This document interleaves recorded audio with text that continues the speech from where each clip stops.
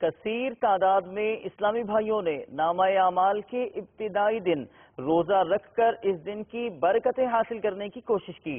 عالمی مدنی مرکز فیضان مدینہ، باب المدینہ کراچی پاکستان اور دیگر جگہوں میں ہوا سلسلہ مناجات افطار۔ مختصراً جھلکیاں ملاحظہ کیجیے۔ اللہ خالق کل شیء الہی بھول جاؤں نزع کی تکلیف کو، شادی دیدار حسن مصطفیٰ کا ساتھ ہو۔ قرآن مجید فرقان حمید میں رب تبارک و تعالی ارشاد فرماتا ہے وَتُوبُوا إِلَى اللَّهِ جَمِيعًا أَيُّهَا الْمُؤْمِنُونَ لَعَلَّكُمْ تُفْلِحُونَ۔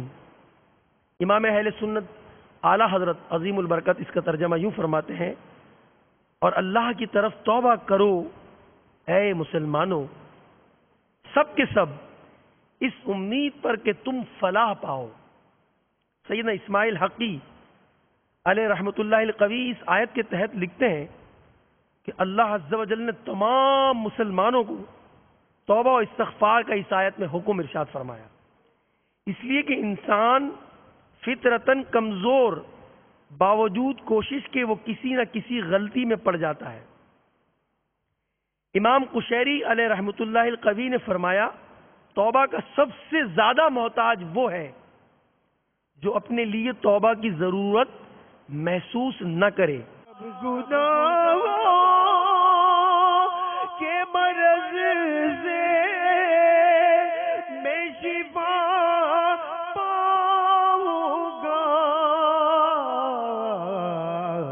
جب میں بیمار مدینے کا بنوں گا یا رب، جب میں بیمار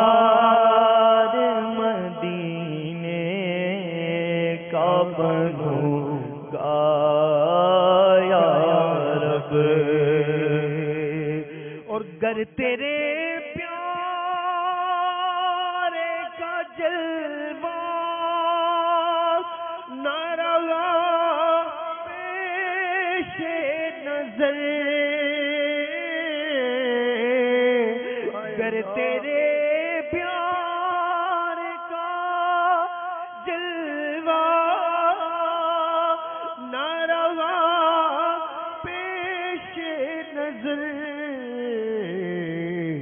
سختیاں نظر آکی کیوں کر میں سہوں